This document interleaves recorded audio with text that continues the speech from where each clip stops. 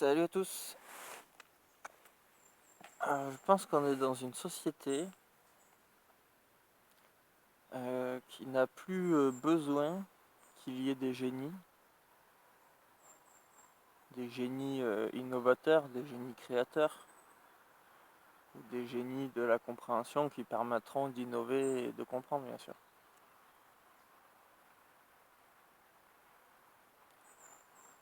Je pense qu'il y en a, ouais, il y en a. Disons que le système est formaté d'une certaine manière où il veut que tout le monde soit des bons élèves, mais il n'a pas besoin de génie en fait. Parce qu'être un élève, finalement, c'est être obéissant, c'est d'apprendre ce qu'on te dit qu'il faut apprendre. Enfin bref, c'est des bons exécutants en fait, un bon élève. On veut pas faire de toi un génie, on veut faire de toi un bon employé, tu vois. Et, euh, et les derniers génies qu'on connaît, Newton, Einstein, Maxwell, c'était vraiment avant la grande réforme de l'école finalement.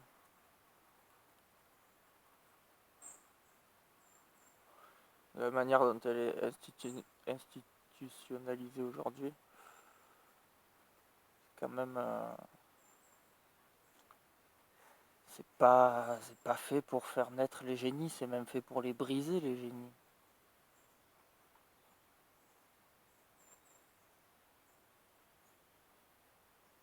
Quand tu redoubles, c'est perçu comme un échec, par exemple, à l'école. Redoubler, c'est la chose à surtout ne pas faire. Moi, perso, j'ai redoublé les 2 fois. Et il n'y a qu'en revoyant une année de plus le même programme que j'ai réussi à l'assimiler. Et à chaque fois, ça m'a fait faire un bond.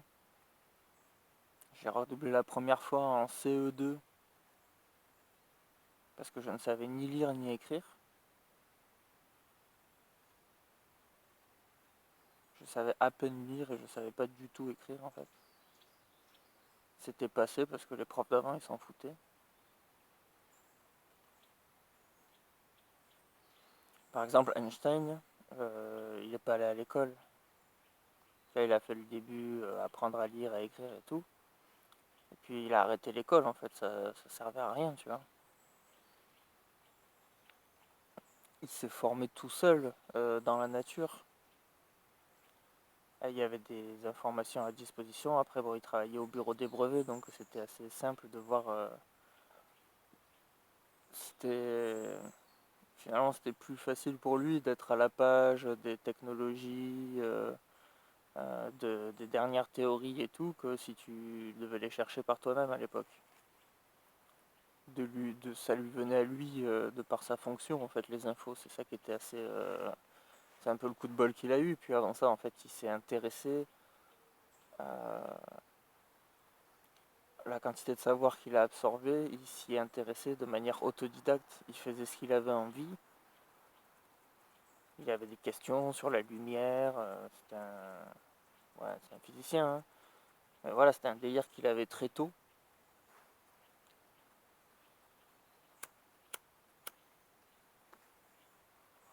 Il s'est formé tout seul, il a pris les cours qu'il a voulu prendre. Et à un moment donné, il a publié dans un petit journal. En une année, il a publié 5 trucs. Et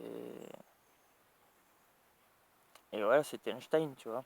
C'était ok, les mecs ils l'ont reconnu direct. Ils ont fait ok, lui il est intéressant, lui il faut le prendre dans l'équipe pour réfléchir sur comment fonctionne le monde, tu vois.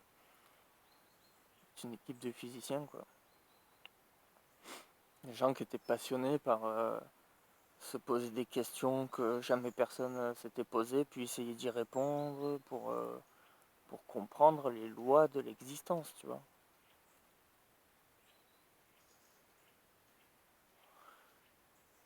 Aujourd'hui, tout le monde s'en fout. Tout le monde s'en bat les couilles. Ils en ont rien à foutre, quoi. Ils vont regarder la télé. Ça les intéresse même pas, le délire. Et ça, c'est pas leur faute, hein. Je pense que c'est la société qui fabrique des gens comme ça maintenant. Des gens à qui ils ont retiré la curiosité naturelle par des moyens de traumatisme, de soumission, de conditionnement. Ça en fait se poser des questions sur l'univers, la vie, l'observer, se balader dans la nature, comprendre quand t'as les infos ou même quand t'as pas les infos, juste observer et essayer de comprendre, ça fait partie d'une liberté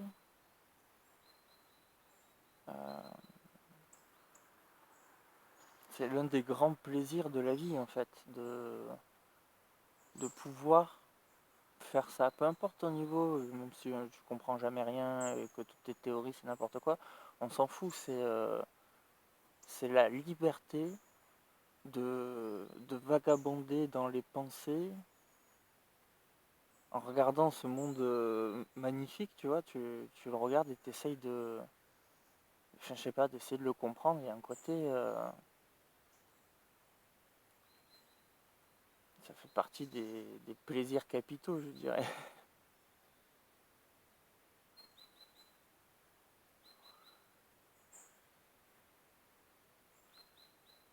C'est, c'est l'infini à la portée de n'importe qui, en fait. Peu importe qui tu es, tu as droit de voyager dans cet infini. Et c'est ça qui anime tous les génies au final. C'est que les mecs qui sont raccords avec se poser des questions, en fait. Se poser des questions, chercher, trouver pourquoi ça fait ça, pourquoi on voit ça. Des gens qui inventent des outils comme le microscope, des trucs pour pouvoir se poser plus de questions, ou pour pouvoir répondre plus précisément à des questions. Ils trouvent des règles, ils trouvent que tout est lié et que les règles sont les mêmes partout. La gravité, c'est la même partout.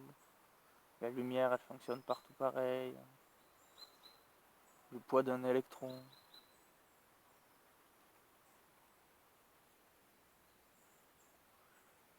On se rend compte que tout est régi par une seule règle.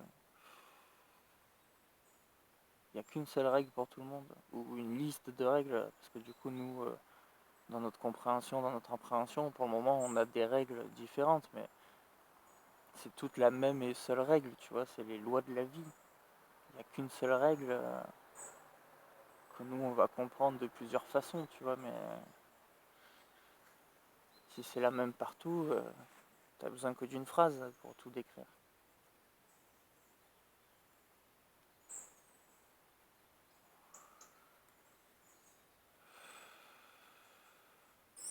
Et pourtant, il y a une diversité de fou. Tout est différent, tout est unique. Ça n'existe pas un truc en double en fait, ça n'existe pas. Tout est parfaitement unique. Et à la fois, tout est une seule et unique chose, l'univers. Tu vois.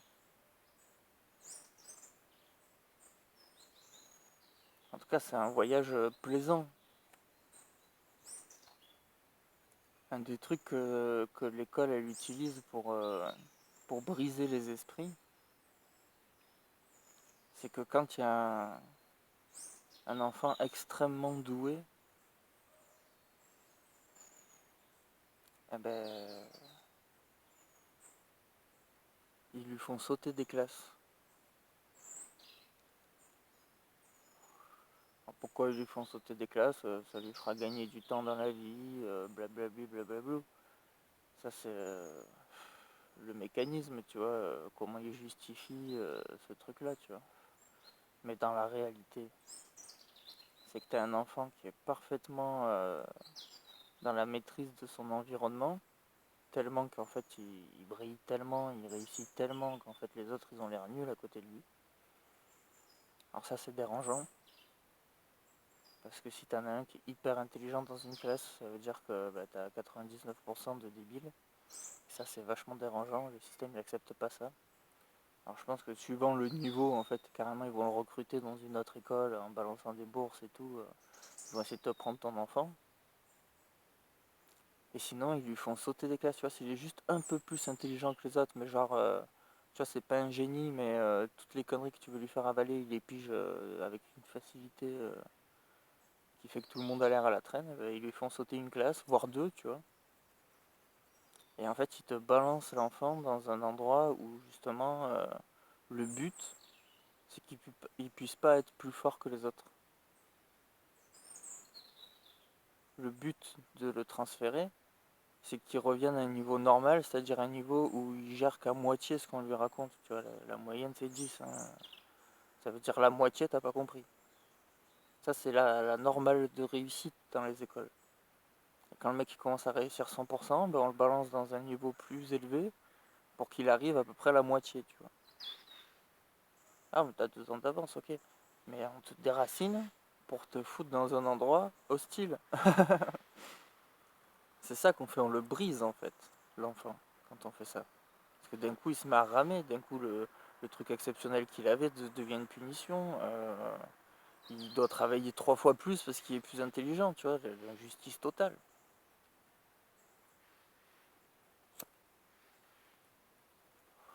T'enlèves de toutes tes connaissances sociales, d'un coup, on te met dans un milieu où tu ne seras pas intégré, forcément pointé du doigt parce que tu as 2 ans de moins.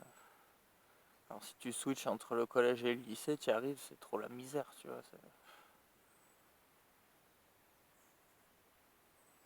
Pareil, t'arrives du primaire au collège, soit ils sont en puberté, ça se déclenche, ils sont tous débiles, soit ils sont en puberté bien affirmés et ils sont tous sexualisés. Toi, t'as forcément des années de décalage. Non, je pense que sauter une classe, en vrai, c'est traumatiser le gosse pour qu'il rentre dans le rang, quoi. Ah ouais, t'es bon, bah, tu vas voir ce qu'on va te mettre. Tu vas aller là, tu vas voir. Tu vas quicher comme les autres. C'est trop ça le truc, en fait. Tu fais gagner du temps, ouais, mais le temps, c'est rien, c'est la qualité qui compte dans la vie. L'enfant, il peut très bien être épanoui en étant génie de sa classe pendant 5 ans. Hein. Ça te motivera peut-être les autres, et je vois pas ce qu'il y a de mal. Hein. Alors là, comme dans l'uniformisation et la crétinisation des choses, eh ben non, il faut, s'il est trop intelligent, mettons-le dans une classe où il sera un crétin. Comme ça, personne dépasse. Ça, c'est le niveau. Ils y sont tous d'ailleurs. Et quand t'es trop con, on te fait pas redoubler justement, on te fait passer les classes quand même, tu vois. Ah, il récupérera. Non. Quand je dis t'es trop con, faut pas le prendre comme ça. Hein. Quand je voulais dire ça, c'était mal dit, c'était pour dire trop nul à l'école. C'était comme moi. C'était trop con. C'est ce qu'on te dit, tu vois. Finalement, j'ai un langage. J'ai pas dit de la façon dont je le pense, j'ai dit de la façon dont ça se dit. Mais voilà, si tu suis rien à l'école, ils vont quand même. Parce que si tu redoublais 5 fois, ça montrerait aussi leurs échecs, tu vois. Les extrêmes dans les deux cas, ils les acceptent pas, ça montrerait leur échec. Alors ils camouflent ceux qui sont nuls et ils cassent ceux qui sont trop bons, tu vois. C'est l'idiocratie, quoi. Finalement, quand t'es idiot, ça passe, quoi. Et encore, je dis idiot scolairement, parce qu'en vrai, justement, je suis en train de t'expliquer que c'est pas l'intelligence que tu as à l'école. Non, t'es éduqué. Dans le sens où on veut t'apprendre à faire des trucs que t'en as rien à péter, pour 90%. Alors t'arrives toujours à te raccrocher à 2-3 matières, parce que faut quand même trouver du plaisir dans ce confinement pour enfants, tu vois, mais en vrai, t'en bats les couilles de tout ce qu'ils te racontent, hein. Ça te sert pas. Et en vrai, moi, je suis d'avis qu'on apprenne les choses par envie. Il faut qu'on ait envie de les apprendre.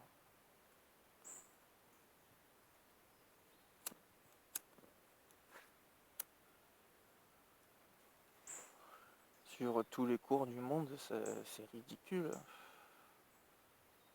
Même de suivre juste les peu qui. Mais tu vois, qu'on ait tous la même chose alors qu'on n'est pas du tout. Il faudrait qu'on puisse choisir là où est-ce qu'on va. Là où on va.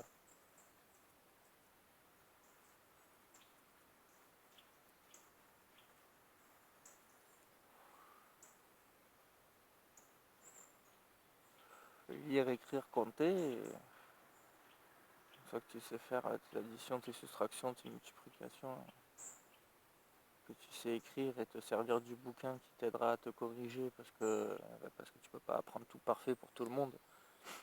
Mais il suffit que tu aies un guide complet et qu'en même temps qu'on t'apprenne à écrire, qu'on t'apprenne à pouvoir faire tes propres corrections avec un guide. Voilà, on te largue avec ton guide, on te largue avec tes additions.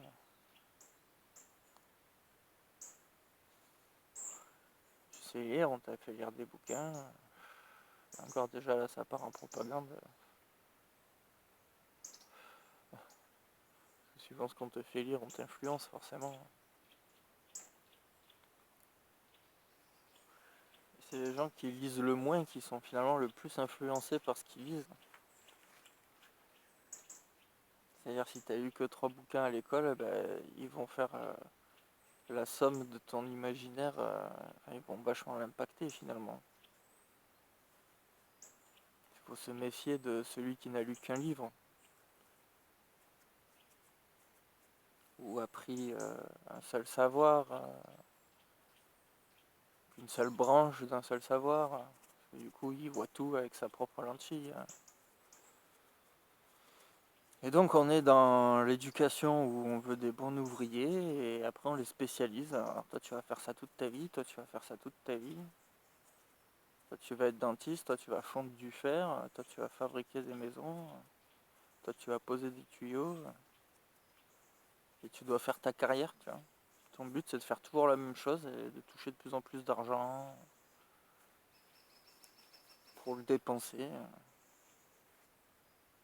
aux autres, quoi. Voilà, parce que si on se spécialise, on sait faire qu'une seule chose et pour tout le reste on a besoin que quelqu'un vienne nous le faire. Donc on a un éventail de spécialistes et puis en fait on sait rien faire tout seul. Une stratégie pour nous rendre dépendants. On sait rien faire tout seul à part échanger notre temps. En plus c'est boulot, ça prend pour des cons en plus. Hein. Je crois que ça exploite la magnificence du cerveau humain, le travail qu'on te propose. Oh, on est des robots programmables en fait. Tu fais tel truc, après tu fais tel truc, après tu fais tel truc. Ok, toi t'es l'ouvrier, toi t'es le comptable. Et on fait tous la même chose en boucle. Commercial, ils vendent des trucs, ils vendent des trucs, ils vendent des trucs. Les ingénieurs, ils sortent des nouvelles machines, des nouveaux trucs, des nouveaux projets. Le patron, hop, il manage le truc pour que tout le monde réalise ce projet. Il prend son fric et puis il recommence, il investit, il relance un truc. On est des robots, on fait la même chose tout le temps.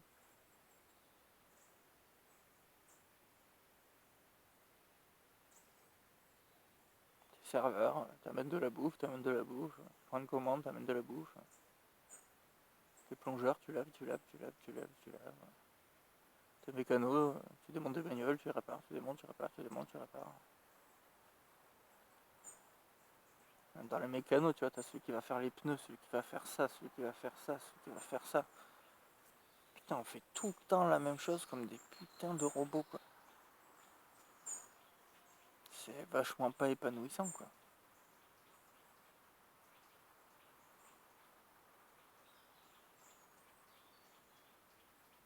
Je pense qu'aujourd'hui, s'il y a des génies, ils se planquent. Parce qu'à l'époque d'Einstein, il savait qu'il y avait une reconnaissance de ce genre de choses et que les mecs, on allait les encourager et leur dire vas-y, c'est génial, cool, fais des trucs. Maintenant, je pense que la première perception qu'ils ont, c'est ouais, j'arrive dans un monde où il faut que je fasse profil bas, je vais pas me battre contre le monde entier, tu vois. C'est pas les génies qui vont se soulever contre le monde, hein, aujourd'hui, c'est les téméraires. Il en faut, hein, mais les génies, ils sont planqués, ils font leur truc dans leur coin, et surtout, ils se mêlent pas à cette société, à mon avis. Les vrais génies. Ouais, il y a peut-être des génies qui acceptent aussi d'être dans cette société. Mais putain, il n'y en a pas beaucoup, je pense. On est 7 milliards. Il devrait y en avoir 1 million, tu vois. Comment tu peux me citer de génies connus? Moi, je suis sûr que je peux en citer que 2 ou 3.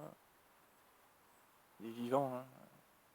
Avoir une petite centaine, qui peuvent être connus, on va dire. Et qu'est-ce qu'ils foutent de leur vie, tu vois? Ils sont rentrés dans le système, hein. C'est les mecs qui t'entubent, hein. Ils font de l'ingénierie sociale, et ils calculent comment ils peuvent te prendre ton fric, ils montent des putains de sociétés qui ont plus de fric qu'un seul pays.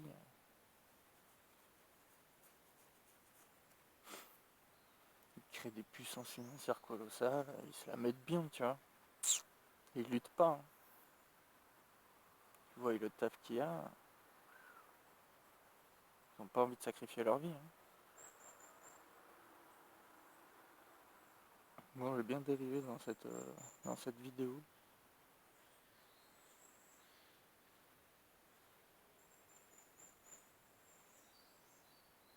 Ouais, où est-ce qu'on va? Les vrais génies. Puis en même temps, on a déjà appris tellement de choses avec les génies qu'il y a eu, que rien qu'en évolution de technologie, d'ingénierie, de sidérurgie, d'électronique, on a encore pour des centaines d'années de taf, quoi. On forme les gens qui apprennent, ils n'ont pas à découvrir, ils ont juste à apprendre ce que les autres ont découvert. Ils le maîtrisent et ils commencent à l'expérimenter. C'est clair que du coup, t'as pas besoin du génie, tu vois, t'as besoin des techniciens génie, des génies techniciens. T'as plus besoin des génies créateurs. Ouais, les plus grands génies, on va dire, c'est probablement des ingénieurs, tu vois.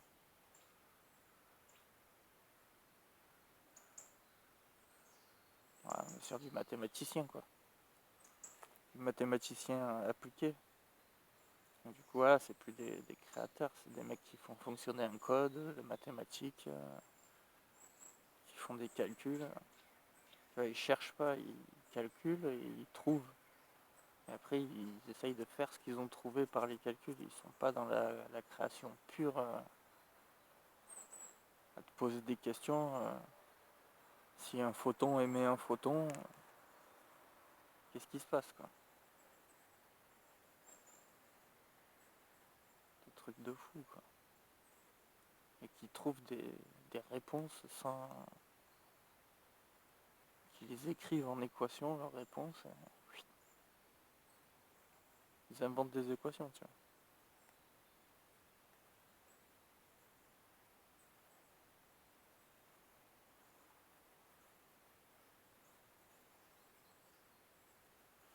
Bon allez, je vais en rester là. Salut à tous.